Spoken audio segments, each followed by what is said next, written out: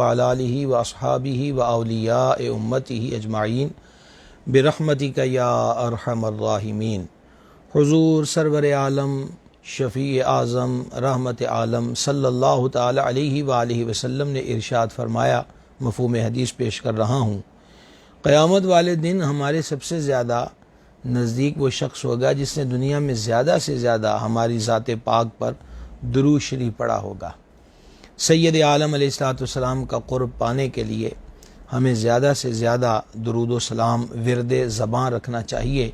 اب بھی ہم سب مل کر بارگاہ اقدس میں ہدیہ الصلاۃ والسلام پیش کریں۔ الصلاۃ والسلام علیکہ یا سیدی یا رسول اللہ وعلی آلک وصحابک یا سیدی یا حبیب اللہ۔ گرامی قدر حضرات، سلسلہ علم و ادب کی آج دوسری نشست ماہ رمضان شریف کی ہے، آپ کی خدمت میں حاضر ہیں۔ کل ہم نے روزے سے متعلقہ احادیث مبارکہ اور چند مسائل آپ کی خدمت میں پیش کیے۔ الحمدللہ رب العالمین، ماہ رمضان شریف کی برکات اور کرامات میں سے ہے کہ مسلمان بقیہ مہینوں کی بنسبت اس ماہ اقدس میں مسجدوں کا رخ کرتے ہیں اور مسجدوں کی رونقیں للہ الحمد بحال ہوتی ہیں۔ کثرت کے ساتھ نمازی جو ہیں وہ اللہ رب العزت کے دربار میں سجدہ ریزی کا شرف پاتے ہیں۔ لہٰذا آج ہمارا جو عنوان گفتگو ہے وہ آداب مسجد ہے، تاکہ ہم مسجد کے آداب سے واقفیت حاصل کریں اور شاہی دربار کے آداب کو جان کر ان آداب کی روشنی میں اللہ رب العزت کے دربار کرم میں یعنی مسجد کے اندر حاضری سے مشرف ہوں۔ اللہ تبارک و تعالی نے سورہ بقرہ کی آیت نمبر 125 میں ارشاد فرمایا، اور ہم نے تاکید فرمائی ابراہیم اور اسماعیل کو کہ میرا گھر خوب ستھرا کرو، طواف والوں اور اعتکاف والوں اور رکوع و سجود والوں کے لیے۔ آپ نے غور فرمایا کہ اللہ تبارک و تعالی نے اپنے دو جلیل القدر نبیوں کو، سرکار سیدنا ابراہیم علیہ الصلاۃ والتسلیم و سرکار سیدنا اسماعیل علیہ الصلاۃ والتسلیم کو فرمایا کہ طہر بیتی للطائفین، ہمارے گھر کو صاف رکھیں، پاک رکھیں، طواف کرنے والوں کے لیے، رکوع کرنے والوں کے لیے، اعتکاف کرنے والوں کے لیے اور سجدے کرنے والوں کے لیے۔ مفسرین کرام رحمہم اللہ علیہم نے اس کی تفسیر میں بیان فرمایا کہ گھر کو صاف رکھنا اور اس کو پاک رکھنے سے مراد یہ ہے کہ اس کو ہر قسم کی نجاست سے پاک رکھا جائے، نمبر 2 اس کو خوشبودار رکھا جائے، نمبر 3 روشنی کا مناسب انتظام ہو، نمبر 4 اس کے اندر گرد و غبار نہ ہو، جالے وغیرہ نہ لگے ہوں۔ خوشبو، روشنی اور صفائی، یہ 3 چیزیں ایسی ہیں کہ انسانی طبع ایسے ماحول کے اندر یکسوئی کے ساتھ اور خشوع و خضوع کے ساتھ اللہ تبارک و تعالی کی عبادت کی طرف مائل ہوتی ہے۔ لہٰذا اللہ رب العزت نے اپنے پیارے نبیوں کو اس بات کا حکم ارشاد فرمایا، تاکید فرمائی۔ تو مسجد کی صفائی کرنا، اسے پاک و صاف رکھنا، اسے خوشبودار رکھنا، اسے روشن رکھنا یقیناً ہر مسلمان کے لیے ایک اعزاز کی بات ہے۔ بڑے افسوس کے ساتھ کہنا پڑتا ہے کہ ذہنوں کے اندر خدا جانے کیسی سوچیں کار فرما ہیں کہ مسجد کی صفائی کو، مثلا کو علاقے کا، محلے کا، گاؤں کا کوئی پرسنالٹی ہے دنیاوی اعتبار کے ساتھ، تو اس کے ذہن میں یہ بات آ جائے کہ بھلا میں مسجد کی صفائی کروں۔ تو یہ سوال نہیں بنتا، بلکہ اعزاز ہے کہ جس کو بھی مسجد کی صفائی کرنے کا شرف حاصل ہو، یہ اس کے لیے بہت بڑے اعزاز کی بات ہے اور بہت بڑے شرف کی بات ہے۔ یوں کہہ لیجئے کہ این سعادت زور بازو نیست، ایسی سعادتیں بازوؤں کے زور پر نہیں ملتی۔ اللہ رب العزت کی عطا کرم اور مہربانی شامل حال ہو تو مسجدوں کو آباد کرنے اور صاف ستھرا رکھنے کا شرف حاصل ہوتا ہے۔ مسجد کی صفائی کرنا، اس کو صاف ستھرا رکھنا کتنے بڑے اعزاز کی بات ہے، اس کو ایک حدیث پاک کی روشنی میں جانیے۔ امام منذری رحمہ اللہ نے الترغیب والترہیب کے اندر نقل فرمایا کہ مدینہ منورہ میں مسجد اقدس کے اندر ایک بی بی صاحبہ تھیں جن کا نامی اس میں گرامی سیدتنا ام محجن رضی اللہ تعالی عنہا ہے۔ یہ مسجد کی صفائی کا شرف پایا کرتی تھیں۔ یہاں کسی کو غلط فہمی نہ رہے کہ عورتیں مسجدوں میں جاتی تھیں، مسجد کی صفائی کرتی تھی، یاد رہے ایک وقت میں بیویوں کو بھی مسجد میں حاضری کی اجازت تھی، بعد میں اس سے منع کر دیا گیا۔ تو یہ مسجد کی صفائی کا شرف حاصل کیا کرتی تھیں، ان کا انتقال ہو گیا اور یہ انتقال رات کے وقت میں ہوا، چنانچہ عورتوں نے ان کو غسل دیا، حضرات صحابہ کرام علیہم رضوان نے جنازہ پڑھا اور تدفین کا عمل مکمل ہوا۔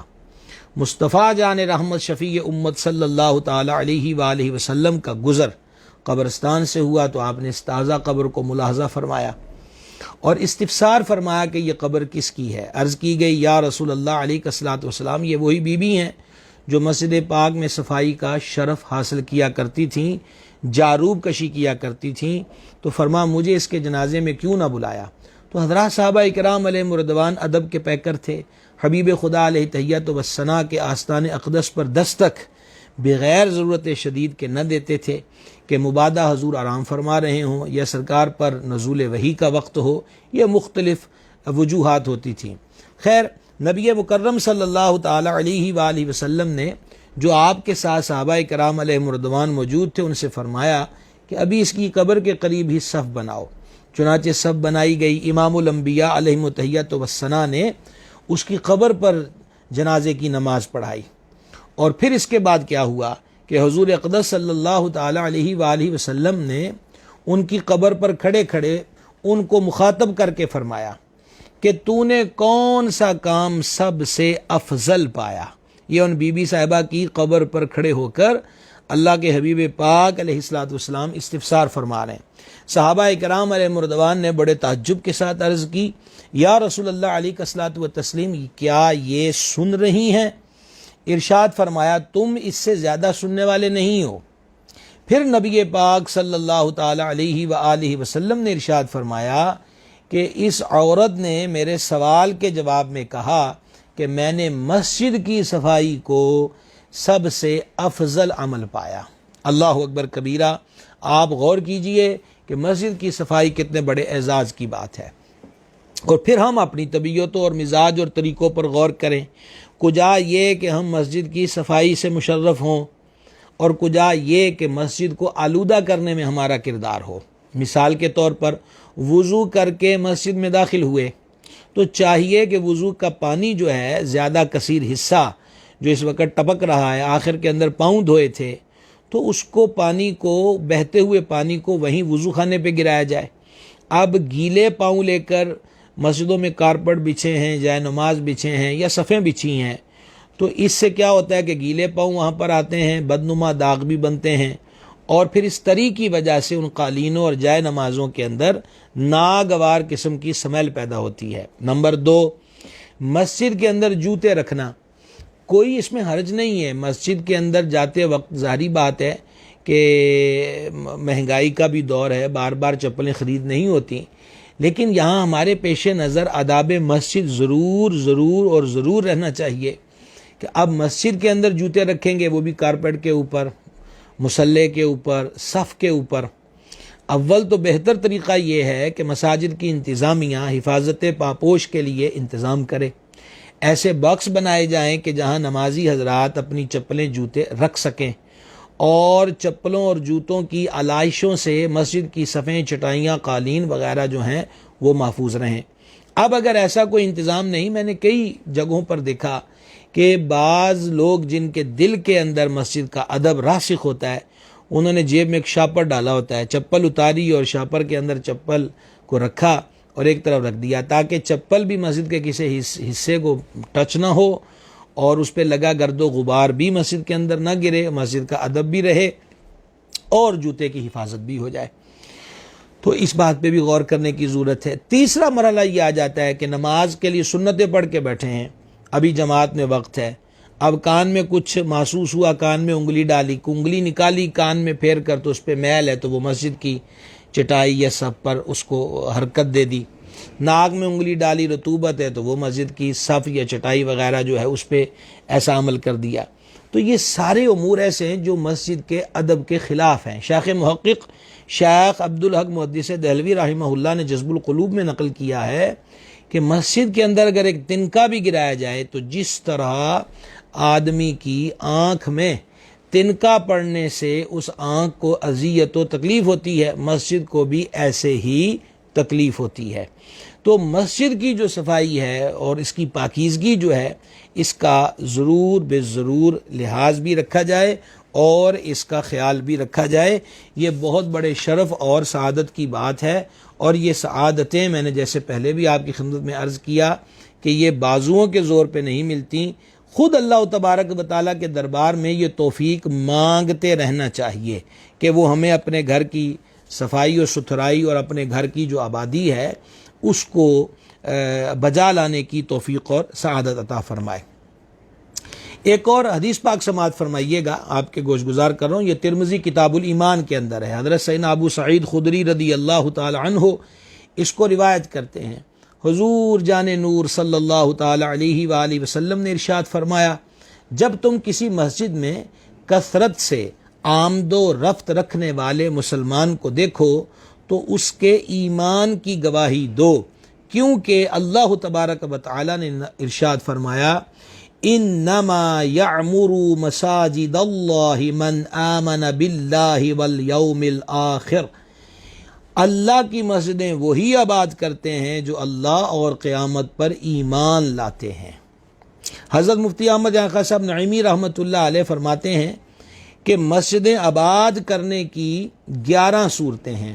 نمبر 1 مسجد کو تعمیر کرنا، نمبر 2 اس تعمیر میں اضافہ کرنا، نمبر 3 اسے وسیع کرنا، نمبر 4 اس کی مرمت کرنا، نمبر 5 اس میں چٹائیاں فرش و فروش بچھانا، نمبر 6 اس کی قلعی چونا کرنا جس کو آج ہم پینٹ کرنا کہتے ہیں، نمبر 7 اس میں روشنی و زینت کرنا، نمبر 8 اس میں نماز و تلاوت قرآن کرنا، نمبر 9 اس میں دینی مدارس قائم کرنا، نمبر 10 وہاں داخل ہونا، وہاں اکثر جانا آنا اور رہنا، اور نمبر 11 وہاں اذان و تکبیر کہنا اور امامت کرنا۔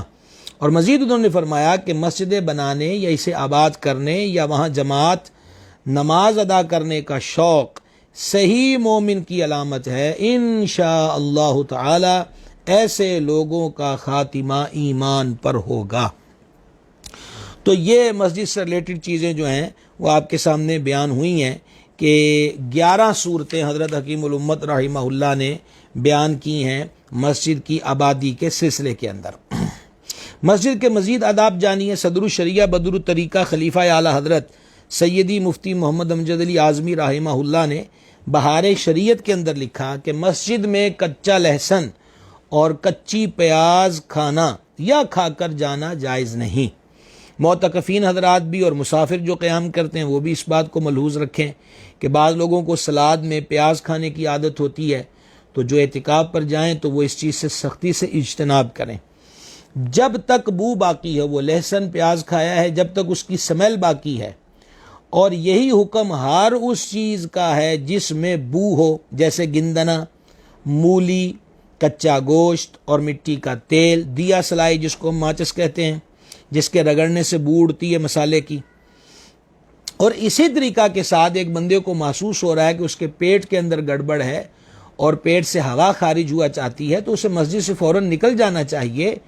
اس کو پیٹ کی بدبودار بو مسجد میں خارج نہیں کرنا چاہیے۔ یہ مسجد کے ادب کے خلاف ہے کہ وہ اس انداز پر مسجد کو بدبودار کرے۔ اچھا، اسی طریقہ کے ساتھ آپ نے لکھا کہ جس کو گندہ دہنی کا عارضہ ہو، معاذ اللہ، گندہ دہنی یہ منہ کے اندر ایک بدبو ہوتی ہے، تو ایسے کے لیے فرمایا گیا۔ اور پھر کوئی ایسا بندہ کہ بدبودار زخم ہو، اس کے وجود میں زخم ہو جس سے بو آتی ہو اس کی رطوبت نکلنے کی وجہ سے، یا کوئی زخم ہو یا اس نے اپنے زخم وغیرہ پہ بدبودار دوا لگائی ہو، تو جب تک بو ختم نہ ہو اس کو مسجد میں آنے کی ممانعت ہے۔ یہ ساری چیزیں ہمیں پیش نظر رکھنا چاہیے۔ اچھا، اس کے اندر ایک چیز بیان ہوئی ہے، جیسے پیچھے ہم نے حدیث پڑھی اور یہ حدیث پاک میں اس کی ممانعت کی گئی ہے کہ کچی پیاز لہسن میں سے کسی نے کھایا تو وہ مسجد میں نہ آئے جب تک اس کی سمیل دور نہ کر لے۔ گندہ دہنی کا جو عارضہ ہے وہ منہ کی صفائی نہ رکھنے کی وجہ سے پیدا ہوتا ہے اور معدے کی خرابی کی وجہ سے بھی پیدا ہوتا ہے۔ حضور پر نور صلی اللہ تعالی علیہ وآلہ وسلم کی ذات اقدس پہ قربان جائیں کہ جن کا پسینہ بھی خوشبودار، جن گلیوں سے گزر جائیں وہ گلیاں بھی خوشبودار، جس کے سر پہ ہاتھ پھیر دیں اس کا سر بھی خوشبودار. سبحان اللہ الکریم. آقا کریم علیہ الصلوۃ والتسلیم نے تعلیم امت کے لیے ہمیں بڑی اپنی مبارک ادائیں عطا فرمائی ہیں. پہلی چیز تو سلامتی کے اصول کم کھانا، کم بولنا اور کم سونا ہے. اور دوسری چیز کم کھانے سے مراد یہاں پر کیا ہے کہ ابھی بھوک باقی ہو تو کھانے سے ہاتھ کھینچ لینا چاہیے. اطباء بھی بیان کرتے ہیں کہ شفا یاب اور صحت مند رہنے کے لیے یہ ایک بڑا ہی مؤثر قسم کا نسخہ ہے. دوسری چیز یہ ہے کہ کھانا کھانے کے بعد خلال کرنا چاہیے. دانتوں کے بیچ میں جو گیپ ہوتے ہیں ان کے اندر کھانے کے ذرات ٹک جاتے ہیں اور انہیں نکالا نہ جائے تو وہ دھیرے دھیرے خراب ہوتے ہیں اور ان سے سڑان پیدا ہوتی ہے اور دانتوں مسوڑوں کے مختلف قسم کے امراض میں بھی بندہ مبتلا ہوتا ہے. تو دانتوں کا خلال کیا جائے. اور پھر سنت کیا ہے جان عالم علیہ السلام کی کہ مسواک کی جائے. حضور جان نور علیہ السلام کے فرمان اقدس کا مفہوم ہے کہ مسواک منہ کی صفائی اور اللہ رب العزت کی رضا کا سبب ہے، اس کو اختیار کیا جائے. پھر یہ ہے کہ اگر پھر بھی بوئے ناگوار منہ سے آتی ہے تو اس کا ایک اور طریقہ ہے کہ کثرت کے ساتھ کلیاں کی جائیں. بار بار اس کو منہ کے اندر پریشر سے کلی کا پانی جو ہے اس کو پھرایا جائے تاکہ وہ دانتوں کے گیپوں سے بھی پھر جائے، داڑھوں سے بھی پھر جائے اور پھر وہ کوئی اثرات ہو تو وہ بھی نکل جائے. اس سے بھی جو وہ ناگوار قسم کی سمیل ہوتی ہے وہ دور ہو جاتی ہے. تو الغرض زخم سے بو آ رہی ہو یا بدبودار دوا لگائی ہو، ان تمام باتوں پہ غور کرنا چاہیے. ہمارے وہ بھائی جو مختلف قسم کے کام کرتے ہیں، جیسے کہ ورکشاپ کا کام ہوتا ہے تو کپڑوں کے اوپر وہ آئل وغیرہ لگا ہوتا ہے، ڈیزل لگا ہوتا ہے، اس کی ایک سمیل پیدا ہوتی ہے. یہ اس قسم کا اور بھی کوئی کاروبار کریں تو جس سے وجود پر اور کپڑوں پر اس کی سمیل ہو جو ارد گرد والے کو بھی تکلیف دیتی ہو، تو یہ پہن کر بھی مسجد میں آنا مسجد کے آداب کے خلاف ہے. ہمارے اسلاف رحمہم اللہ علیہم اس معاملے میں کس قدر محتاط تھے اس کی ایک جھلک دیکھیے. امام الائمہ سراج الامہ حضرت سیدنا نعمان بن ثابت المعروف امام اعظم ابو حنیفہ رضی اللہ تعالی عنہ، آپ نے ایک قیمتی لباس سلوا کے رکھا تھا اور اس لباس میں قمیص، عمامہ، چادر اور شلوار تھی. اور آپ جانتے ہیں کہ یہ جو انہوں نے لباس تیار کروایا تھا اس دور میں اس کی قیمت کتنی تھی؟ 1500 درہم. یہ جو میں آپ کو بات سنا رہا ہوں اس کو علامہ اسماعیل حقی حنفی رحمہ اللہ نے تفسیر روح البیان میں نقل کیا ہے. 1500 درہم کا لباس حضرت امام اعظم ابو حنیفہ رحمۃ اللہ علیہ نے بنوایا اور آپ اس لباس کو روزانہ رات کے وقت زیب تن فرماتے اور ارشاد فرمایا کرتے تھے. اب دیکھیے حضرت امام اعظم کا وہ فرمان کیا شاندار فرمان ہے. فرماتے تھے التزین للہ تعالی اولا من التزین للناس، کہ اللہ تبارک و تعالی کے لیے زینت اختیار کرنا لوگوں کے لیے زینت اختیار کرنے سے بہتر ہے. یعنی ہم کسی شادی بیاہ پر جائیں، کسی پروگرام فنکشن پہ جائیں، کسی دعوت پر جائیں تو اچھا لباس پہن کر جانا اولین ترجیح ہوتی ہے اور یہ کوئی برا عمل بھی نہیں ہے. لیکن حضرت امام اعظم یہ سوچ عطا فرما رہے ہیں کہ اللہ کے دربار میں حاضری سے بڑا شرف کیا ہو سکتا ہے. اب ایسے معاملات میں سننے سنانے کو یہ باتیں ملتی ہیں، ہم کون سا جناب وہ پنجابی میں کہتے ہیں ایسی کڑا وانڈے چلے ہیں کہ کپڑے بدل کر جائیں. اللہ کے دربار کی حاضری چھوٹا سا اعزاز نہیں ہے. حضرت امیر المومنین مراد رسول کریم سرکار سیدنا عمر بن خطاب فاروق اعظم رضی اللہ تعالیٰ عنہ نے ایک شخص کو دیکھا کہ وہ مسجد کی طرف آ رہے ہیں، پراگندہ بال ہیں اور ان کے لباس کی حالت بھی درست نہ تھی. تو آپ نے ان کو روکا. کہاں جا رہے ہو؟ جی مسجد جا رہا ہوں. فرما اگر تم کسی بادشاہ یا کسی کے ہاں بطور مہمان جاتے تو اسی حال حلیے میں جاتے؟ عرض کیا نہیں. تو فرما اب نہیں دیکھتے کہ تم کس دربار میں حاضری کے لیے جا رہے ہو، جاؤ واپس جاؤ اور اپنا حلیہ درست کرو. تو مسجد کی حاضری میں زینت اختیار کرنے سے مراد یہی ہے کہ لباس بہتر ہو، امامہ شیف باندھتا ہے وہ بہتر ہو، بالوں کو سنوار کر جائے. اور جیسے مسواک کی بات ہو گئی کہ ایسی چیز کھائیے جس کی سمیل ناگوار ہوتی ہے اس کو دور کر کے جائے اور خوشبو لگا کے جائے مسجد کے اندر. نبی مکرم شفیع اعظم صلی اللہ تعالی علیہ وآلہ وسلم نے ارشاد فرمایا، حدیث پاک کا مفہوم پیش کر رہا ہوں، اگر میری امت کا مشقت میں پڑنا مجھ پر گراں نہ گزرتا تو میں اپنی امت پہ فرض کر دیتا کہ جب مسجد میں آیا کریں تو خوشبو لگا کر آیا کریں. لہٰذا مسجد کی حاضری کے وقت جہاں اتنا ڈھیر ساری پیسے ہم مختلف امور پہ خرچ کرتے ہیں تو خوشبو لگانے کے عمل کو سنت سمجھ کر اور پھر اگلی نیک نیت شامل کر لیں کہ اللہ کے دربار میں حاضر ہونا ہے، میں اس نیت سے بھی خوشبو لگا رہا ہوں، اور تیسری نیت اس حدیث کو سامنے رکھ لیں کہ جو جان عالم علیہ الصلوۃ والسلام نے فرمایا کہ ان کا مشقت میں پڑھنا گرانا گزرتا ہماری ذات پاک پر، تو ہم فرض کر دیتے ہیں کہ مسجد میں خوشبو لگا کے جایا کریں، تو اچھا عطر استعمال کیا جائے، اچھی سمیل ہو اس کی، تاکہ لگا کر بھی جائیں تو اس سے بھی کوئی پریشان نہ ہو، بہت زیادہ ایسی تیز اور ہونک قسم کی نہ ہو جو لوگوں کے سر درد کا باعث بنے۔ اچھی خوشبو اچھی نیت کے ساتھ سنت سمجھ کر لگا کر جائیں گے انشاءاللہ تعالی، مسجد کے ادب کی نیت کا ثواب بھی مل جائے گا، سنت سمجھ کر خوشبو لگائی اس کا ثواب بھی مل جائے گا، اللہ کے دربار میں حاضری کی نیت سے لگا رہا ہوں، جتنی خیر کی نیتیں شامل کرتے جائیں گے اللہ تبارک و تعالی نیت حسنہ پر اجر و ثواب عطا فرماتا ہے۔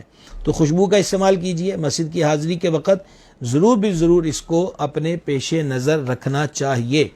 یہی بات اللہ رب العزت نے قرآن پاک میں ارشاد فرمائی، 8واں پارہ سورہ اعراف ہے اور اس کی 31 نمبر آیت ہے، یا بنی آدم خذوا زینتکم عند کل مسجد، اے آدم کی اولاد اپنی زینت لو یعنی اختیار کرو جب مسجد میں جاؤ۔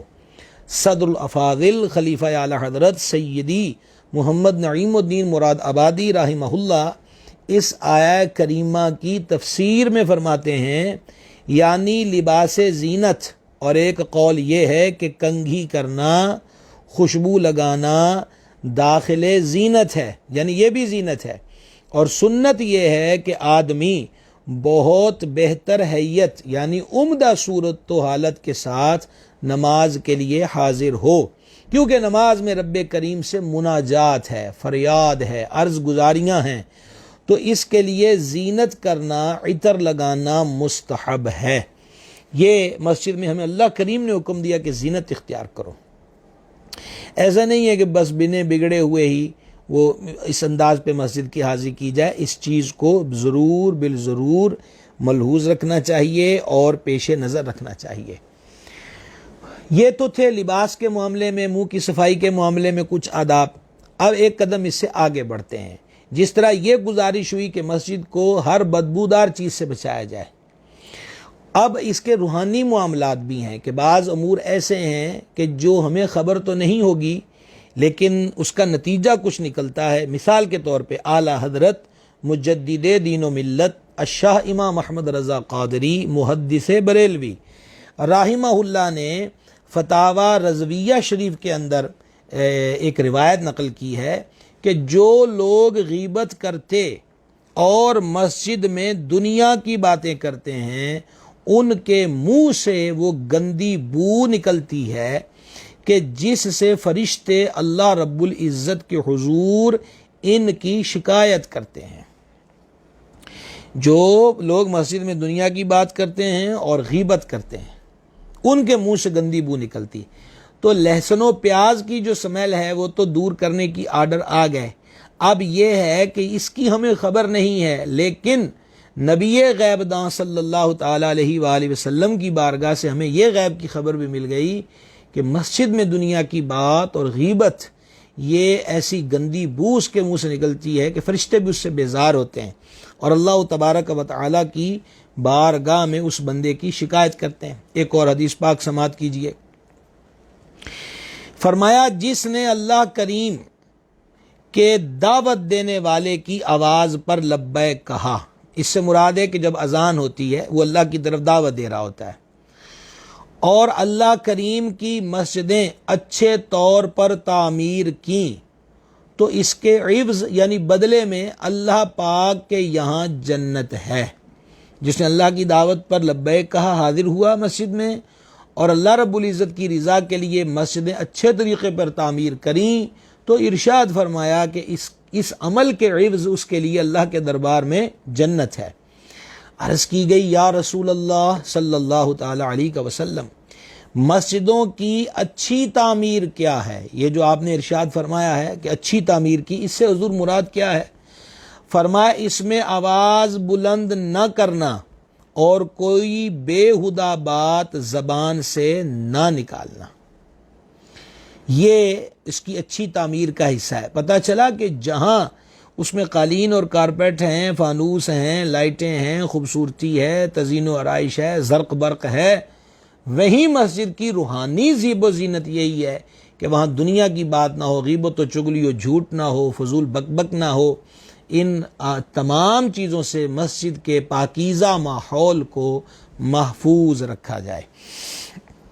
اب ایک اور حکایت سن لیجئے۔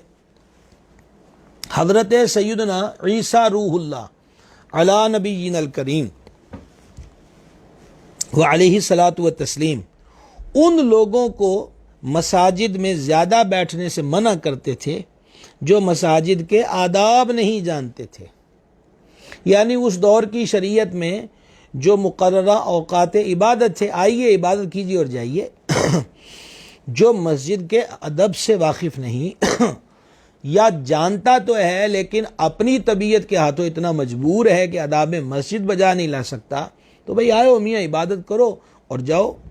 ایک مرتبہ حضرت عیسیٰ علیہ الصلاۃ والتسلیم نے مسجد میں کچھ لوگوں کو بیٹھے ہوئے ملاحظہ فرمایا، وہ فضول باتیں کر رہے تھے، تو حضرت عیسیٰ علیہ الصلاۃ والسلام نے اپنی چادر لپیٹ کر ان کو مارا اور وہاں سے نکال دیا۔ اور پتہ کیا فرمایا؟ فرمایا تم نے اللہ پاک کے گھروں کو دنیا کے بازار بنا رکھا ہے، حالانکہ یہ تو آخرت کے بازار ہیں۔ یعنی بازاروں میں جیسے بولیاں لگ رہی ہیں، سبزی بیچنے والا، دیگر چیزیں بیچنے والا، پھل بیچنے والا، مختلف اشیاء، ادھر سے آواز ادھر سے آواز، اوئے توئے ووئے، یہ سب جاری ہے۔ کہا یہ آخرت کے بازار ہیں، دنیا کے بازار نہیں ہے کہ یہاں فضول باتیں کرو، اپنی آوازوں کو اونچا کرو، لغو باتوں کے ساتھ مسجد کے روحانی ماحول کو برباد کرو، اس کی اجازت نہیں ہے۔ حضرت سیدنا صائب بن یزید رضی اللہ تعالی عنہ سے روایت ہے کہ میں مسجد میں لیٹا ہوا تھا کہ کسی نے مجھے کنکر ماری، چھوٹی سی کنکر، میں نے دیکھا، یعنی جس سمت سے وہ کنکر آئی ادھر دیکھا تو حضرت امیر المومنین سیدنا فاروق اعظم رضی اللہ تعالی عنہ تھے۔ تو آپ نے مجھے اشارہ فرمایا کہ وہ جو دور دو نوجوان بیٹھے آپس میں زور زور سے اونچی اونچی آواز میں باتیں کر رہے ہیں، ان کو میرے پاس لے کر آؤ۔ تو میں گیا ان کو، اور ان دونوں کو لے کر سرکار فاروق اعظم رضی اللہ تعالیٰ عنہ کی خدمت میں پیش ہو گیا۔ سرکار امیر المومنین نے سے پوچھا تم کہاں کے رہنے والے ہو؟ انہوں نے کہا ہم طائف کے رہنے والے ہیں۔ فرمایا اگر تم دونوں مدینہ شریف کے رہنے والے ہوتے تو میں تمہیں سخت سزا دیتا۔ تم لوگ رسول اللہ صلی اللہ تعالی علیہ وآلہ وسلم کی مسجد میں بلند آواز سے گفتگو کر رہے ہو۔ یہ میں نے آپ کو بخاری کی حدیث پاک سنائی ہے۔ اچھا آپ یہاں دیکھیے حضرت فاروق اعظم رضی اللہ تعالیٰ کا طریقہ کتنا کمال کا ہے کہ آپ چاہتے تو مسجد ہی میں اونچی آواز سے ان کو آواز دیتے، او نوجوانوں ادھر آؤ میری بات سنو، ایسا نہیں کیا، بلکہ حضرت صائب رضی اللہ تعالی عنہ کو بھی اونچی آواز میں نہیں بلایا، کیونکہ حبیب خدا علیہ تحیت و ثنا کی مسجد ہے، اور پھر ان کو بلا کر پوچھا گیا ہے کہ تم کہاں کے رہنے والو؟ طائف کے۔ اب آپ جانتے ہیں کہ مدینہ پاک سے کافی فاصلے پر ہے طائف، ادھر مکہ شریف سے قریب پڑتا ہے، تو مدینہ شریف کے رہنے والے ہوتے تو سزا دیتا۔ مراد یہ تھی کہ اہل مدینہ چونکہ قریب رہتے ہیں، مسائل زیادہ جانتے ہیں، اس بارگاہ کے اور اس مسجد کرم کے آداب سے واقف ہیں، اور واقفیت کے باوجود بھی کوئی ایسا کرے تو وہ لائق سزا ہے۔ اور تیسری بات جو ہمیں سبق ملتا ہے کہ مدینہ منورہ کی حاضریوں سے جو مالک کریم ہمیں مشرف فرماتا ہے، تو ہمیں بھی روضہ اطہر اور مسجد نبوی علی صاحب الصلاۃ والسلام کے جو آداب ہیں انہیں ہمیشہ ہمیشہ ملحوظ رکھنا چاہیے۔ کیا نہیں ہوتا، مسجد الحرام، مکہ شریف، مسجد نبوی شریف، اولیاء کرام کے مزارات اور وہاں سے ریلیٹڈ مساجد میں چلے جائیے، اپنے محلوں کی مسجدوں میں چلے جائیے، مختلف قسم کی آوازیں، شور غل، بلکہ نوجوانوں کی ٹولیاں چار ادھر چار ادھر، اور خصوصاً ماہ رمضان شریف میں اے سی والی مسجدیں ڈھونڈتے ہیں۔ ابھی تو اتنی شدید گرمی اگرچہ نہیں آئی کہ بولے ظہر کے بعد بیٹھیں گے، چلو نماز کے بہانے چلتے ہیں، پھر کچھ دیر آرام بھی ٹھنڈے ماحول میں ہو جائے گا۔ اعتکاف کی نیت کر کے سو گیا ہے تو حرج تو نہیں ہے، اب یہ تو اس کی وہ اپنی نیت کو خود جانتا ہے کہ وہ سونے کے لیے مسجد میں گیا ہے کہ نماز کے لیے گیا ہے، لیکن وہاں ٹولیاں بنا بنا کر پھر قہقہوں کی آوازیں اٹھنا، ہنسی مذاق کی آوازیں اٹھنا، اللہ اکبر کبیرہ، مالک کریم کے دربار کے یہ آداب کے خلاف ہے۔ اس کے بارے میں ایک حدیث سن لیجئے جس کو امام بہقی شافعی رحمہ اللہ نے شعب الایمان کے اندر نقل کیا۔ حضور جان نور صلی اللہ تعالی علیہ وآلہ وسلم نے ارشاد فرمایا، ایک زمانہ ایسا آئے گا کہ لوگ مسجدوں کے اندر دنیا کی باتیں کریں گے، تو اس وقت تم ان لوگوں کے پاس نہ بیٹھنا، اللہ پاک کو ان لوگوں کی کچھ پرواہ نہیں۔ یعنی یوں کہہ لیجئے کہ وہ نظر رحمت سے محروم لوگ ہیں جو مسجدوں میں آ کر بھی منڈیاں کھول کے بیٹھ جاتے ہیں، سیاست کے چوپال کھول کر بیٹھ جاتے ہیں، اور ادھر کی ادھر، ادھر کی ادھر، وہ نوکا جھونکی بات چیت فرمائے، ان کو اللہ پاک کو ان کی پرواہ کوئی نہیں ہے۔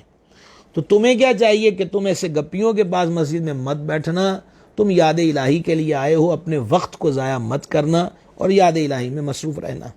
اسی طریقہ سے ایک اور حدیث پاک میں فرمایا گیا کہ مسجد میں دنیاوی بات چیت نیکیوں کو اس طرح کھا جاتی ہے جس طرح چوپائے گھاس کو کھا جاتے ہیں۔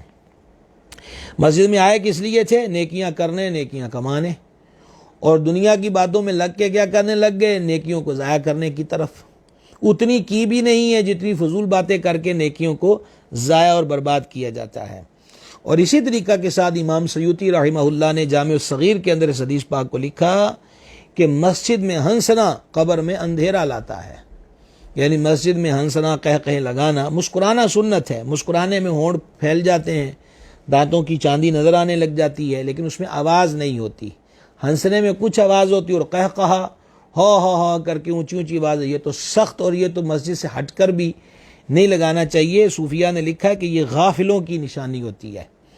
تو تبسم انبیاء کرام علیہ الصلوۃ والسلام کی سنت ہے، اور میرے سرکار کا تبسم، سرکار اعلی حضرت امام احمد رضا قادری رحمہ اللہ نے کیا خوب اس تبسم کی شان اور خوبی کو یوں بیان کیا ہے کہ جس کی تسکین سے روتے ہوئے ہنس پڑیں، اس تبسم کی عادت پہ لاکھوں سلام۔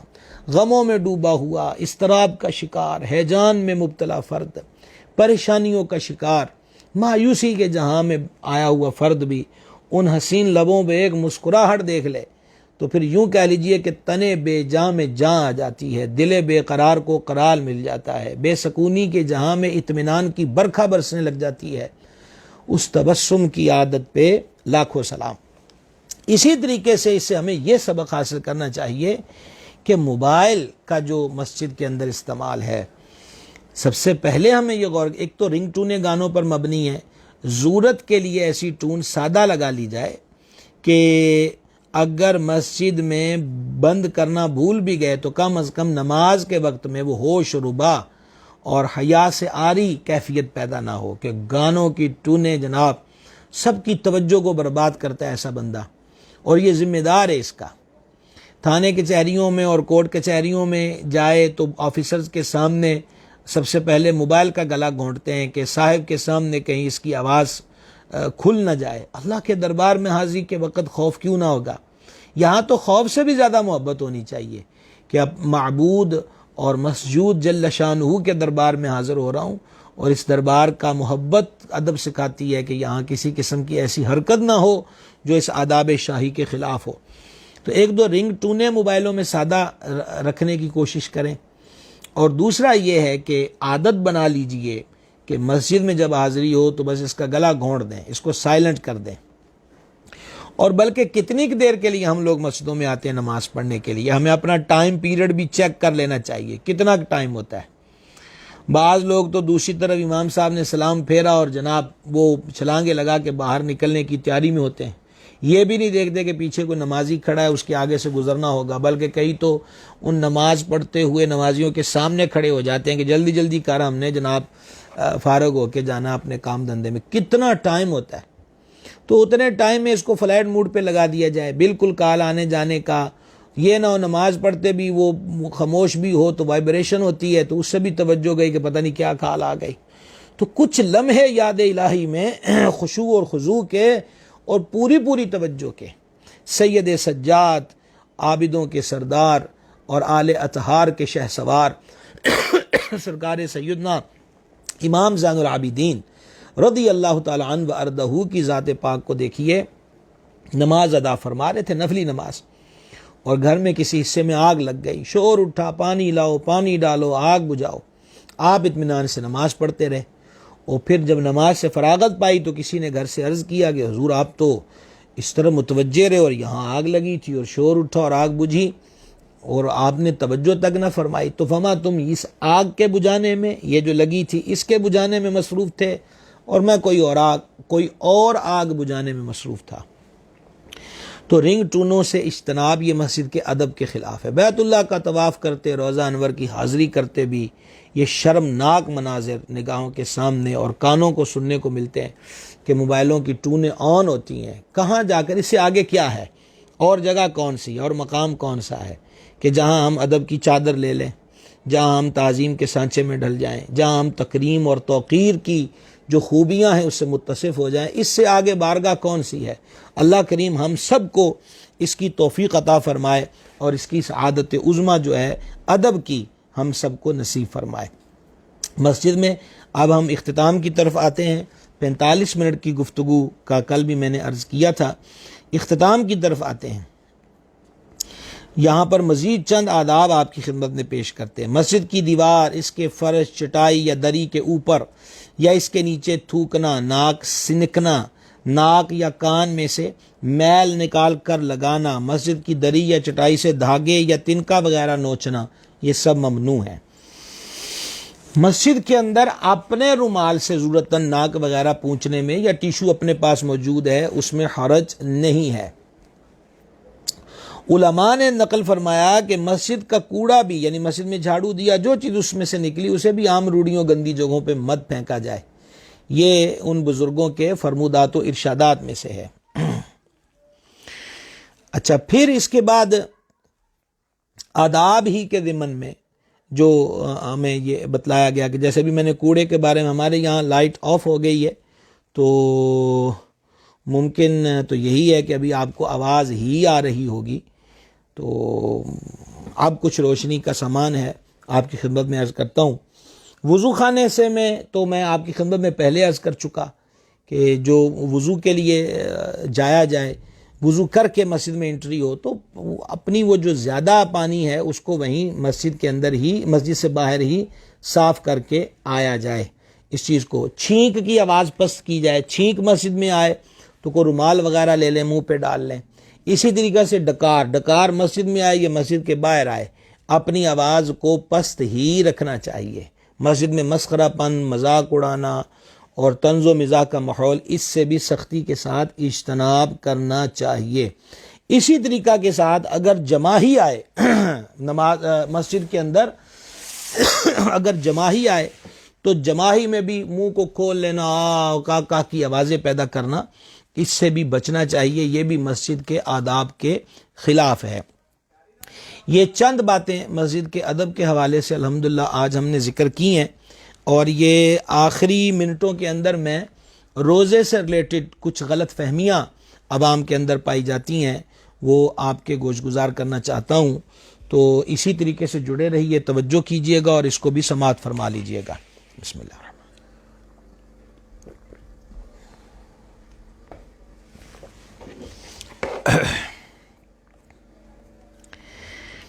عوام کے اندر ایک بات بڑی مشہور ہے کہ الٹی آنے سے روزہ ٹوٹ جاتا ہے۔ الٹی، یہاں پر بڑے غور کے ساتھ یہ بات سن لیجئے، اپنے آپ از خود کتنی ہی زیادہ الٹی آ جائے اس سے روزہ نہیں ٹوٹتا، البتہ خود قصدن یعنی جان بوجھ کر، مثلا منہ میں انگلی ڈالی، حلق میں انگلیاں ماری اور اب لے آیا خود، اور وہ منہ بھر ہو۔ منہ بھر کی تعریف یہ ہے کہ جو روکے سے نہ روکی جا سکے تو روزہ ٹوٹ جاتا ہے، لیکن یہاں بھی ٹوٹنے کی شرط یہ ہے کہ اس کو روزہ دار ہونا یاد ہو۔ دوسری روزے سے متعلقہ ایک بہت بڑی غلط فہمی عوام کے اندر معروف اور مشہور ہے، اور وہ یہ ہے کہ روزہ دار سویا ہوا ہے اور اسے احتلام ہو گیا تو کہتے ہیں جی روزہ ٹوٹ گیا۔ یاد رہے، حالت روزہ میں اگر کسی کو احتلام ہو گیا، غسل فرض ہو گیا تو اس سے روزہ نہیں ٹوٹتا۔ پھر تیسری بات، بہت زیادہ لوگ اس میں تکلف سے کام لیتے ہیں۔ اب مثال کے طور پر منہ کے اندر تھوک تو ہے ہی ہے، اس کا مرکز ہی یہ ہوتا ہے، تو اب تھوک کو بندہ حلق کے نیچے لے گیا، حتیٰ کہ آپ بلغم کی بات بھی کر لیجئے کہ اپنے منہ کے اندر ہی ہے اور اس کو حلق کے نیچے لے گیا، تو بعض لوگ تو بار بار اس وجہ سے تھوکتے رہتے ہیں، وہ کہتے ہیں کہ حلق کے نیچے سے یہ کام چلا گیا تو پھر روزہ ٹوٹ جائے گا، ایسے تھو تھو تھو تھو اس ایسی لگائی ہوتی ہے کہ الگ ہی ماحول برپا کیا ہوتا ہے۔ یاد رہے تھوک اور بلغم جب تک منہ کے اندر ہے، اندر ہی اس کو پھر نگل جانے سے روزہ نہیں ٹوٹتا۔ ہاں منہ سے باہر نکل آیا، مثلا تھوک لعاب وغیرہ ہتھیلی پر آ گیا، ٹیشو پر آ گیا، رومال وغیرہ پہ آ گیا، اب اس کو دوبارہ منہ میں انٹر کر کے نگلے گا تو ایسی صورت میں روزہ ٹوٹ جائے گا۔ پھر بہت ساری عوام میں یہ باتیں مشہور ہیں، خوشبو لگائی روزہ ٹوٹ جائے گا، زیر بغل زیر ناف بالوں کی صفائی کی، بولے روزہ ٹوٹ جائے گا۔ یاد رکھیے کہ یہ کام روزے کی حالت میں جائز ہیں، خوشبو بھی لگا سکتے ہیں، اور زیر بغل زیر ناف بالوں کی صفائی نہانے کے دوران ضرورت پڑ رہی ہے تو وہ بھی کر سکتے ہیں۔ سرما لگانے سے بھی روزہ نہیں ٹوٹے گا۔ البتہ علماء تحقیق کے بعد بیان کرتے ہیں کہ کاجل جو ہے، یہ آپ لوگ جو کاجل لگاتے ہوں گے جانتے ہوں گے، یہ اس سے تھوڑا گاڑھی قسم کا ہوتا ہے، تو کہا اس کا حکم سرمے والا نہیں ہے، یہ نہیں لگایا جائے گا۔ اچھا اب ایک اور بہت بڑا معاملہ ہے، وہ ہے کہ بندہ سحری ہی میں نہ اٹھا، جیسے ہم نے کل عرض کیا تھا کہ وہ جو میری لیٹ آنکھ کھلی ہے تو میں نے جلدی میں روٹی کھا لی، تو اس میں ایک بعض لوگ یہ سمجھتے ہیں کہ سحری چھوٹ جائے گی تو روزہ نہیں ہوگا، یہ بات درست نہیں ہے۔ یاد رہے سحری کرنا سنت ہے، سحری روزے کے لیے شرط نہیں۔ رات میں بندے نے نیت کر لی، جیسے ابھی رات چل رہی ہے، نیت کر لی روزے کی، تو پھر نصف النہار سے پہلے نیت کر لی تب بھی ٹھیک ہے، لیکن سحری کا وقت ختم ہونے کے بعد نیت کی جائے تو 3 چیزیں خصوصی طور پر پیش نظر رکھنی چاہیے۔ نمبر 1 کہ یہ روزہ بند ہونے کے بعد سے نیت کرنے تک قصدن کوئی منافی روزہ کام، مثلا یہی کھانا پینا وغیرہ نہ کیا ہو۔ نمبر 2 کہ نیت کرے کہ میں روزہ بند ہونے کے وقت سے روزے سے ہوں، ٹھیک ہے۔ اور تیسری چیز یہ کہ نصف النہار کے بعد نیت نہیں ہو سکتی۔ قصہ مختصر، اگر سحری نہیں ہوئی، سحری کے بعد آنکھ کھلی ہے، اس نے نیت پہلے سے کری ہوئی ہے، اور یہ اکثر ہمارے انڈرسٹوڈ ہوتا ہے، تو ایسے معاملے کے اندر سحری روزے کے لیے شرط نہیں، روزے کے لیے سنت، اور ایک پانی کے گھونٹ سے اور کھجور سے بھی یہ سنت ادا ہو جائے گی۔ اب روزے کی حالت میں جیسے احتلام کا مسئلہ بیان ہوا، تو یہاں ایک احتیاط کی ضرورت ہے کہ غسل کے لیے جب فرض ہو جائے تو غرغرہ بھی کرنا ہے اور ناک کے اندر پانی بھی ڈالنا ہے۔ تو روزہ شروع ہونے سے پہلے کسی بھی وجہ سے غسل فرض ہو یا روزے کی حالت میں غسل فرض ہو گیا تو غروب کا انتظار نہیں کریں گے۔ روزے کی حالت میں نہانا ہو تب بھی غسل کے تمام فرائض ادا کیے جائیں گے، پورے جسم پر پانی بہایا جائے گا، کلی کی جائے گی، اور ناک کے پورے نرم حصے میں پانی پہنچانا فرض ہے۔ اس کے بغیر نہ غسل اترے گا نہ نمازیں ہوں گی۔ یاد رہے کہ روزہ ہو تو غرارہ جس کو ہماری بولی میں کہتے ہیں، یہ نہیں کریں گے۔ عام دنوں میں بھی غرغرہ غسل کا فرض یا کلی کا حصہ نہیں، جدا گانا سنت ہے، وہ بھی اس وقت جب روزہ نہ ہو۔ البتہ روزے کی حالت میں ناک میں پانی سانس کے ذریعے اوپر کھینچنے کی اجازت نہیں جب ناک میں پانی ڈالنا ہے۔ عوام میں یہ بھی مشہور ہے کہ روزے کی حالت میں مسواک نہیں کر سکتے، یہ بھی بات غلط ہے، مسواک کی جا سکتی ہے، یہ احتیاط رکھی جائے کہ مسواک کے ریشے جو ہوتے ہیں وہ حلق کے اندر نہ جائیں۔ اچھا، اور ایک مسئلہ کل میں نے عرض کر بھی دیا تھا، جو سحری کھاتے رہتے ہیں اذان ہونے تک ان کا روزہ ہی نہیں ہوگا۔ اچھا، حالت روزہ میں چوٹ لگ گئی، ٹھیک ہے جی، اس سے زخم ہو گیا، خون بہہ گیا، اور پھر اگلی بات یہ ہے کہ خون ٹیسٹ کروانا، اس سے لوگوں کو بڑے سوالات ہوتے ہیں کہ روزے کا کیا بنے گا۔ یاد آئے یہ بات ذہن نشین کر لیجئے، جسم سے کوئی چیز باہر آنے پہ روزہ نہیں ٹوٹتا، خون نکل آیا روزہ نہیں ٹوٹا، لہٰذا ٹیسٹ کے لیے خون نکلنے یا زخمی ہونے پر خون بہنے سے روزہ نہیں ٹوٹے گا۔ روزہ کسی چیز کے براہ راست ذریعے سے جوف معدہ یا دماغ تک پہنچنے پر ٹوٹتا ہے، اس بات کو ذہن نشین رکھیے گا۔ ایک بہت بڑا مسئلہ روزے کی حالت میں انجیکشن لگوانے کا ہے۔ روزے کی حالت میں انجیکشن لگوانے میں علماء کے اور دونوں کی تحقیق اپنی اپنی ہے۔ بعض اس کے قائل ہیں کہ انجیکشن لگانے سے روزہ ٹوٹ جاتا ہے، اور بعض اس کے قائل ہیں کہ نہیں ٹوٹتا۔ بہتر یہی ہے کہ روزے کی حالت میں انجیکشن لگوائے بغیر کوئی شدید مرض تکلیف وغیرہ نہ ہو اور افطار تک اچھے طریقے سے وقت گزار سکتا ہے تو افطار کرنے کے بعد ہی انجیکشن لگوائے۔ لیکن ان علماء کی تحقیق پر کہ جن کی یہ تحقیق ہے کہ انجیکشن نس میں ہو یا گوشت کے اندر ہو لگوایا جائے تو روزہ نہیں ٹوٹتا، تو ان کی تحقیق پر جب فتویٰ دیا جائے گا تو یہی ہوگا کہ روزہ نہیں ٹوٹا۔ البتہ احتیاطی بات بھی میں نے آپ کی خدمت میں عرض کر دی۔ گلاب کا پھول سونگھ لیا، چمیلی کا پھول سونگھ لیا، خوشبو کو سونگھ لیا، اس بارے میں بھی عوام میں چیزیں مشہور ہے، روزہ ٹوٹ گیا نہیں ٹوٹا۔ لکوڈ حالت میں یا ٹھوس خوشبو سونگھنے سے روزہ نہیں ٹوٹتا، البتہ اگر کسی نے اگربتی کا دھواں اور جیسے یہ مدخنے ہوتے ہیں، عربی میں مدخنہ کہتے ہیں، وہاں پر یہ اس میں یہ ہوتا ہے کہ یا تو لکوڈ ڈال کر بھی اس کا دھواں اٹھتا ہے، بجلی پہ چلاتے ہیں یا کوئلہ رکھتے ہیں، یا اس کے اندر ٹکیا خوشبو کی ہوتی ہے وہ، یہ ناک کے ذریعے اندر کھینچا تو لامحالہ بات ہے جی کہ وہ حلق میں جائے گا۔ اور یوں ہی کسی بھی خوشبودار یا غیر خوشبودار دھوئیں کی دھونی اس طرح لی کہ اس کے دھوئیں کو ناک یا منہ سے حلق میں داخل کیا تو روزہ ٹوٹ جائے گا۔ ویسے عطر سونگا، پھول سونگا تو ایسے سونگنے سے روزہ نہیں ٹوٹتا۔ ایک بہت بڑی اور بڑی ضروری اور بنیادی بات ہے کہ سفر کی حالت میں اللہ کریم نے رخصت دی ہے، روزہ نہ رکھنے کی اجازت دی گئی کہ بعد میں اس کی قضا کر لے۔ اب یہاں پر بہت بڑی مسٹیک یہ ہوتی ہے، مثلا سمندری شریف سے حضور فیض عالم گنج بخش رضی اللہ تعالیٰ عنہ کے دربار شریف پر حاضری کے لیے جانا ہے، تو مسافت سفر کی 92 کلومیٹر ہے اور 15 دن سے کم رہنے کا ارادہ ہو تو وہ مسافر ہے۔ ہم نے پچھلے سال مسافر کی نماز سارا یہ مسائل اسی لائیو سسٹم میں عرض کیے تھے، اور اس کے بہت سارے حصے ہمارے یوٹیوب چینل پر بھی، واحد ٹی وی پر بھی آ چکے ہیں، ان کو ضرور سماعت کر لیجئے۔ اب مسئلہ یہ ہے کہ اب سحری کا ٹائم ہو گیا، میں اپنے شہر کے اندر موجود ہوں اور میں نے تو سفر کرنا ہے فجر کی نماز کے بعد، تو میں مسافر تو نہیں ہوں، تو اب روزہ کیسے چھوڑ سکتا ہوں؟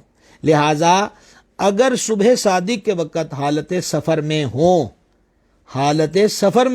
تو روزہ چھوڑ سکتے ہیں، لیکن اگر صبح صادق کے بعد سفر شروع کرنا ہو تو اس دن کا روزہ نہیں چھوڑ سکتے۔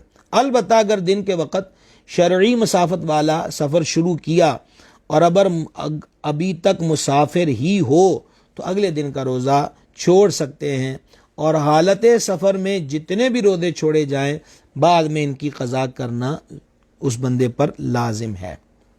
ٹوتھ پیسٹ کا مسئلہ، ٹوتھ پیسٹ بھی روزے کی حالت میں احتیاط یہی ہے کہ نہ کی جائے۔ اگر کسی نے کی اور یہ بات کنفرم ہے کہ پیسٹ کا کوئی حصہ حلق سے نیچے نہیں گیا تو روزہ نہ ٹوٹا، اور چلا گیا تو ایسی صورت کے اندر اس بندے کا روزہ ٹوٹ جائے گا۔ تو بہتر یہی ہے کہ حالت روزہ میں پیسٹ سے اجتناب کرے، کیونکہ ہم اتنی زیادہ احتیاطیں نہیں کرتے۔ اچھا، پھر گرامی قدر حضرات، کلی کرنا، اب وضو میں کلی کی ہے، اب کلی کر کے منہ سے پانی گرا دیا تو اب کتنی تری وہ منہ سے نکال سکتا ہے؟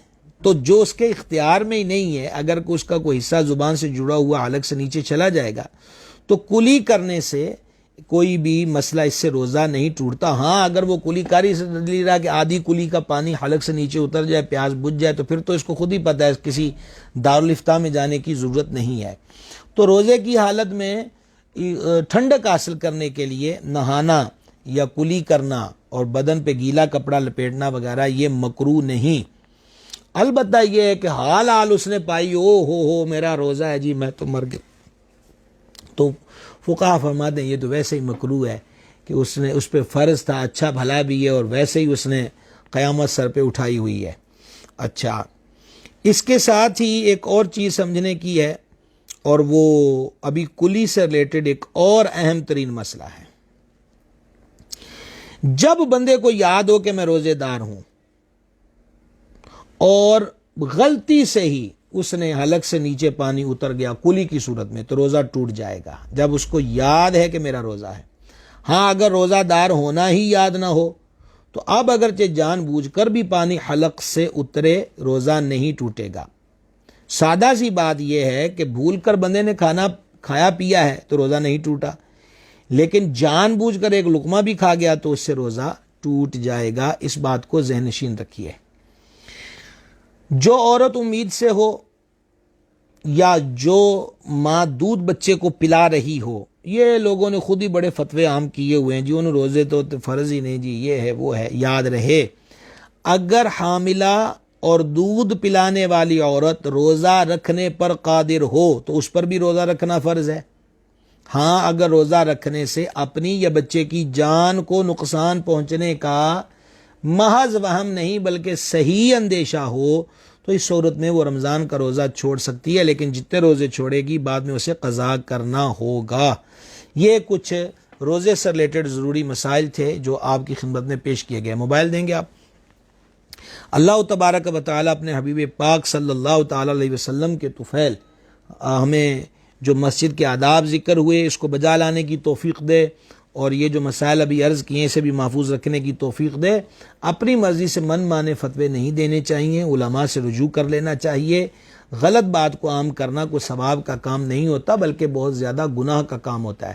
اور جو حضرات جڑے ہوئے ہیں سلسلے سے ان سے گزارش ہے کہ اگر آپ سمجھتے ہیں کہ یہ مسائل سب تک جانے چاہیے تو پھر آپ یوں کیجئے کہ اس کو شیئر کرنا مت بھولیں، اس کو شیئر کا بٹن ابھی سے دبا دیں، زیادہ لوگوں تک یہ بات چلی جائے گی، کسی ایک کو بھی عمل کی توفیق مل گئی تو انشاءاللہ ہمارے لیے بہتری کا سامان ہوگا۔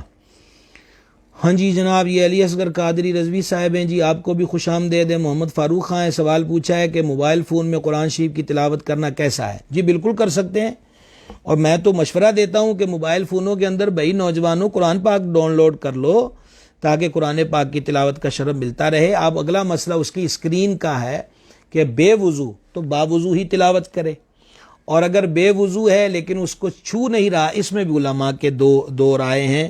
ایک کہتے ہیں کہ اسکرین پر بے وضو انگلی اس وقت نہیں لگائے گا کہ جب اس پہ قرآنی آیات ظاہر ہوں، اور دوسرے کہتے ہیں کہ چونکہ وہ آپ یوں کہہ لیجئے کہ اس پر وہ حکم لاگو نہیں ہوتا جو قرآن پاک چھونے پر لاگو ہوتا ہے۔ تو ہمیں کیا کرنا ہے؟ جس میں زیادہ ادب ہے ہمیں وہ چیز اختیار کرنی چاہیے۔ تو موبائلوں کے اندر ایسی چیز موجود ہے، اس کے آخر صفحے پر جہاں سے وہ صفحہ بدل ہوتا ہے تو قرآنی آیات کے حصے سے بچ کر نیچے آ کر وہ انگلی کو، اور بلکہ بٹن بھی موبائلوں میں جدید میں ہیں کہ اس کو دباتے جائیں گے تو صفحہ آگے سے آگے جاتا جائے گا۔ نور آصف صاحب ہیں جی، جناب کو خوش آمدید۔ مزمل رضا صاحب نے پوچھا ہے جی وسوسوں کا علاج۔ وسوسوں کا روحانی علاج جو ہے وہ لاحول شریف کی کثرت ہے، لا حول ولا قوت الا باللہ، یہ کثرت کے ساتھ پڑھیں، انشاءاللہ تعالی وسوسوں سے نجات حاصل ہوگی۔ ملک ثقلین صاحب نے لکھا ہے کہ اصغر بھائی کے ہاں اجتماعی طور پر دیکھ رہے ہیں اور سب کی طرف سے سلام۔ وعلیکم السلام ورحمۃ اللہ تعالی وبرکاتہ۔ اللہ تعالیٰ آپ سب جمع ہونے والوں کو خیر و برکت عطا فرمائے، انتظام کرنے والوں کو بھی اس کی جزا عطا فرمائے۔ کوئی ندیم اصغر گل صاحب نے پوچھا روزہ دار غلطی سے کھا پی رہا تو اسے یاد کروا دینا چاہیے یا نہیں؟ بالکل یاد کروا دینا چاہیے، اور اس کے اندر ایک فرق بھی ہے کہ جو بہت ہی زیادہ کمزور و ضعیف ہو، جان جانے کا خطرہ ہو، بھول کر کھا رہا ہو تو اس میں علماء نے الگ بات لکھی ہے، لیکن عمومی طور پر جو بھول کے کھا رہا تو اس کو یاد دلوا دینا چاہیے۔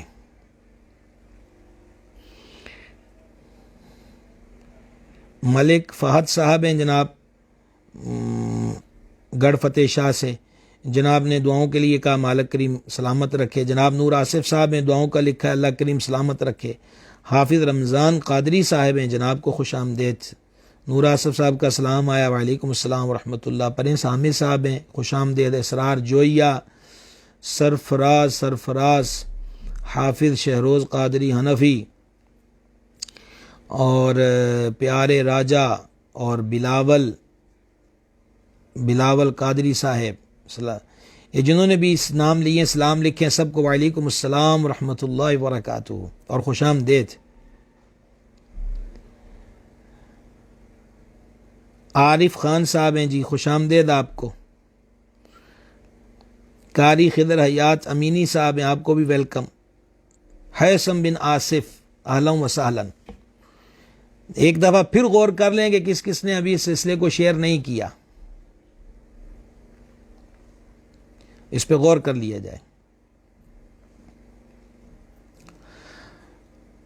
ملک ثقلین صاحب نے پوچھا آگ کے دھوئیں سے کیا حکم ہے؟ جی دیکھیں، جو غیر اختیاری چیزیں ہیں، اب ہم سانس لے رہے ہیں تو کتنی گرد اندر جاتی ہے، گاڑیوں کا دھواں جاتا ہے، یہ تو اختیاری طور پر ہے کہ بندہ شوق سے ہی سونگ سونگ کے کھینچ کھینچ کے دھواں حلق کے نیچے لے جائے تو وہ الگ حکم ہوگا۔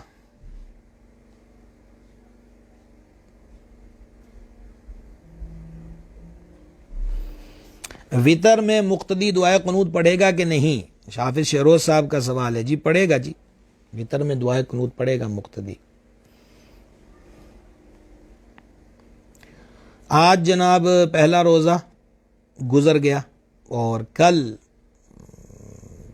یعنی بلکہ ہم دوسرے روزے کی دہلیز پر کھڑے ہیں۔ اللہ تعالیٰ توفیق دے، روزہ کوئی نہ چھوڑے، اس سعادت سے محرومی ہرگز اختیار نہ کی جائے۔ مولانا حافظ نور کھچی صاحب نے اسلام لکھا، جی وعلیکم السلام ورحمۃ اللہ۔ تو آج ہمارا دوسرا سلسلہ تھا، تو کل انشاءاللہ عز و جل جب ہم بیٹھیں گے تو دوسرا رمضان کا روزہ گزر کے تیسرے کی دہلیز پہ ہوں گے، تو اس لیے 3 رمضان المبارک کو سیدہ طیبہ طاہرہ زکیہ مخدومہ کریمہ ولیہ صالحہ راکعہ ساجدہ کاملہ حضرت سیدتنا بطول الزہرا صلی اللہ تعالی علی ابیہا و علیہ وبارک وسلم کا یوم وصال شریف ہے۔ تو انشاءاللہ کل کا جو ہمارا سلسلہ علم و ادب ہوگا وہ حضرت مخدومہ کائنات کے ذکر خیر کی برکت ہم سب پائیں گے۔ محمد جہانگیر صاحب ہیں، جی فیصل آباد سے اسلام لکھا ہے، وعلیکم السلام ورحمۃ اللہ۔ پرہیز عامر صاحب کا سلام ہے، وعلیکم السلام ورحمۃ اللہ۔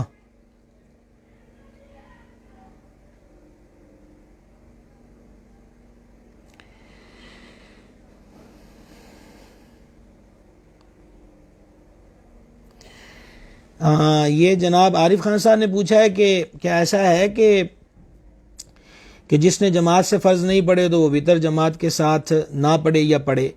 دیکھیے فقہاء نے، آپ صدر الشریعہ رحمۃ اللہ علیہ کی بہار شریعت دیکھیں، وہاں پر بھی یہ مسئلہ ہے کہ جس نے جماعت سے فرض نہیں پڑھے تو وہ وطر بھی الگ پڑھ لے، لیکن اگر اس نے وطر پڑھ لیے تو اس کے وطر ہو جائیں گے، کوئی پرابلم والی بات نہیں ہے۔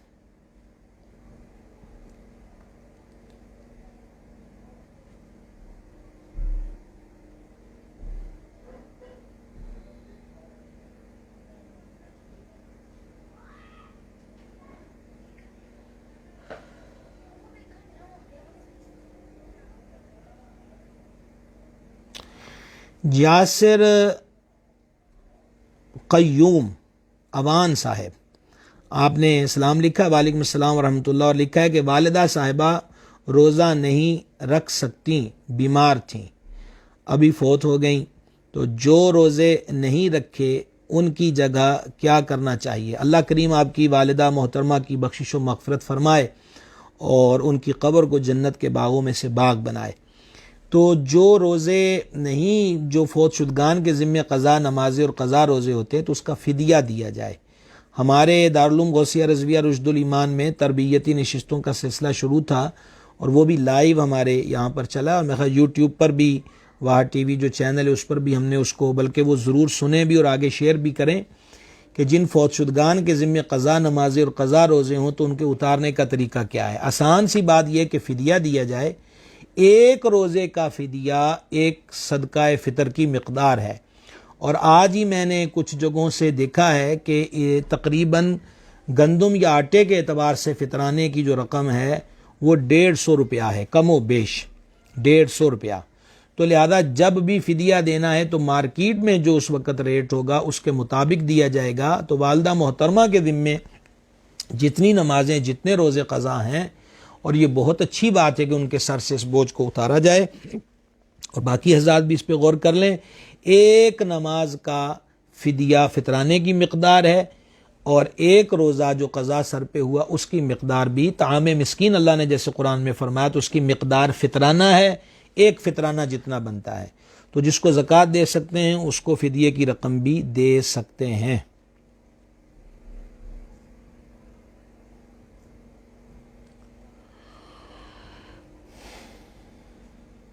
اعظم قادری صاحب ہیں، آپ کو بھی خوش آمدید۔ حماد علی صاحب نے اسلام لکھا ہے، وعلیکم السلام ورحمۃ اللہ۔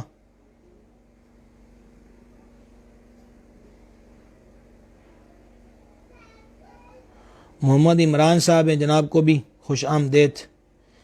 حماد علی صاحب کے والد صاحب کا بھی اسلام آیا، وعلیکم السلام۔ اللہ کریم ان کو شفا دے، صحت دے، کرم فرمائے۔ رضوان علی صاحب نے اسلام لکھا، وعلیکم السلام ورحمۃ اللہ۔ اور لینس ڈالنے کے بارے میں پوچھا تو لینس روزے کی حالت میں نہ ڈلوایا جائے۔ سرمے کا مسئلہ آیا، وہ ابھی عرض کر چکے ہیں۔ سرفراز صاحب نے لکھا ہے کہ حقوق العباد کے بارے میں بھی کچھ، تو آپ سے گزارش ہے کہ ہمارے پچھلے جتنے سلسلے ہیں ان کو دیکھیں، یہ نہیں کہ اب نہیں کریں گے، تو چونکہ آج ہمارا دوسرا یہ نشست ہے سلسلہ علم و ادب کی، تو الحمدللہ رب العالمین ہم نے اساتذہ کے حقوق، والدین کے حقوق، پڑوسیوں کے حقوق، راہگیروں کے حقوق، خریداروں کے حقوق، دکانداروں کے حقوق، ان کے بارے میں للہ الحمد پوری تفصیل کے ساتھ سلسلہ علم و ادب میں پورے مرحلوں کے ساتھ اس کا تذکرہ کیا، اور انشاءاللہ ساتھ ساتھ کرتے رہیں گے۔ آپ کے مشورہ دینے کا اور تذکرے کا بہت شکریہ۔ اللہ تعالی ہم سب کے حالوں پہ کرم کرے، دین دنیا آخرت کی خیر عطا فرمائے۔ انشاءاللہ عز و جل کل 10 بجے پھر آپ سے سلسلہ علم و ادب میں ملاقات ہوگی، اور انشاءاللہ حضور سیدہ طیبہ طاہرہ مخدومہ صلی اللہ تعالی علی آبیہ و علیہ وبارک وسلم کی ذات ستودہ صفات کے ذکر کی برکت حاصل کریں گے۔ بلاول صاحب نے لکھا ہے کہ میرے ابو بیمار ہیں تو وہ روزہ نہیں رکھ سکتے، اب کیا کریں، اس کے بارے میں بتا دیں۔ اس کے بارے میں تفصیل تو انشاءاللہ کل یہ مسئلہ تفصیل طلب بھی ہے، وہ میں عرض کروں گا آپ کی خدمت میں۔ تو اصل میں ایک مریض وہ ہوتا ہے کہ جس کے بعد میں صحت یاب ہونے کی امید ہے، عارضی طور پہ بیماری ہے، انشاءاللہ دوا دارو سے ٹھیک ہو جائیں گے، تو وہ ٹھیک ہو کے روزے کی قضا کریں گے۔ اور دائمی مریض کے لیے کیا حکم ہے، اس کی تفصیل کل انشاءاللہ عرض کی جائے گی۔ یہ عارف خان صاحب نے پھر کو لکھا ہے کہ وہ وطر کیوں الگ، تو لفظ کیوں اس نے جماعت یاد رہے کہ وطر جو جماعت سے پڑھے جاتے ہیں یہ رمضان شریف میں پڑھے جاتے ہیں، تو میں نے دونوں چیزیں آپ کی خدمت میں عرض کر دی کہ بہار شریف فتاوی رضویہ میں بھی یہ مسئلہ لکھا ہے کہ جماعت سے فرض نہیں پڑھے تو وطر بھی الگ پڑھ لے، اور جماعت سے پڑھ لے گا تو ہو جائیں گے، مسئلہ تو ایسا کوئی نہیں ہے یہ۔ اللہ تعالی ہم سب کے حالوں پہ کرم فرمایا۔ محمد امتیاز صاحب بھی آگے ہیں جی، آپ کو بھی خوش آمدید۔ ظاہری بات ہے دیر سے سلسلہ چلا ہوتا ہے، میں بعد میں دیکھا کرتا ہوں اکثر، تو بہت سارے کثیر ہمارے احباب مختلف شہروں علاقوں سے ہوتے ہیں، تو وہ ان کے پہلے سے یہ میسج گزر چکے ہوتے ہیں، تو سب کو میں بعد میں دیکھا کرتا ہوں۔ آپ کی محبتوں کا شکریہ، آپ کے ٹائم نکالنے کا شکریہ کہ ہم ایک بزم سجا کے چراغ روشن کر کے بیٹھتے ہیں تو آپ اس سے روشنی کے لیے جمع ہو جاتے ہیں، تو اس سلسلے کو زیادہ عام کریں اور زیادہ سے زیادہ شیئر کریں تاکہ اور زیادہ سے زیادہ لوگ اس سے مستفید ہوں۔ اور یہ جو ہمارے احباب سلسلہ کر رہے ہیں کہ مختلف جگہوں پہ احباب کو جمع کر کے اجتماعی طور پر یہ سلسلہ علم و ادب سنا رہے ہیں، یہ تو جناب بہت خوب کمائی پر ہیں، اللہ ان سب کو جزائے خیر دے، یہ بہت اچھی بات ہے۔ مزید اس سے بہتری ہوتی ہے کہ اجتماعی طور پہ بیٹھ کے یکسوئی سے سننے اور سمجھنے کا زیادہ موقع ملتا ہے، اللہ کریم سب کو جزائے خیر دے۔ اور یہ جس طرح ہمارے ہاں یہ سلسلہ ہوتا ہے علم و ادب کا، اور آپ لوگ یہ بھی ذہن میں رکھیں کہ جو میرے جمعے کا خطاب ہوتا ہے وہ بھی الحمدللہ اسی سلسلہ علم و ادب جو پیج ہے اس پر لائیو ہوتا ہے، اور 1 بجے ہمارا خطاب جمعے کا شروع ہو جاتا ہے، اس میں بھی الحمدللہ کوشش ہوتی ہے مختلف امور پہ بات کی جائے، اور بلکہ اس جمعے سے پچھلا جمعہ جو تھا وہ بھی حقوق العباد ہی کے ذمے میں تھا کہ ہماری بے توجہی کی وجہ سے لوگ بھوک میں مبتلا نہ رہیں اور خودکشیوں پر وہ مجبور نہ ہو، تو ہمیں اس حصے پہ توجہ کرنی چاہیے۔ صلی اللہ تعالی علی النبی الامی وآلہ صلی اللہ تعالی علیہ وسلم، صلاۃ و سلام علیک یا رسول اللہ۔ الہی ہماری حاضری قبول فرما، گناہوں کو معاف فرما، خطاؤں سے درگزر فرما، ہمارے مشائخ کرام کے درجات بلند فرما، ہمارے ماں باپ پہ رحمت کرم اور فضل فرما، تمام مسلمان مردوں تمام مسلمان عورتوں کی بخشش فرما، بیماروں کو شفا دے دے، بے قراروں کو قرار دے دے، بے روزگاروں کو روزگار دے دے، بے اولادوں کو نیک اولاد دے دے، مقروضوں کو قرضوں سے نجات دے دے۔ الہی ہمارے ظاہر و باطن کو نیک اور ایک کر دے، بندگی و عبادت کا شوق دے۔ جتنے احباب جڑے ہیں سلسلے سے سن رہے ہیں سب کو خیر عطا فرما۔ جنہوں نے دعاؤں کے لیے کہا تو سب کی حاجات کو جانتا ہے، اپنے حبیب کے صدقے میں سب کی جائز حاجات کو پورا فرما۔ میرے مولا عالم اسلام اور وطن پاکستان کی خیر فرما، عشاقان رسول کی خیر فرما، رحمت فرما، فضل فرما، زوال سے محفوظ رکھ، زوال سے محفوظ رکھ، زوال سے محفوظ رکھ، خیر عطا فرما۔ اللہم انا نسألک العفو والعافیہ فی الدین والدنیا والآخرہ، الہی خیر گردانی بحق شاہ جیلانی۔ وصلی اللہ تعالی علی حبیبہ سیدنا و مولانا محمد وعلی آلہ وصحبہ۔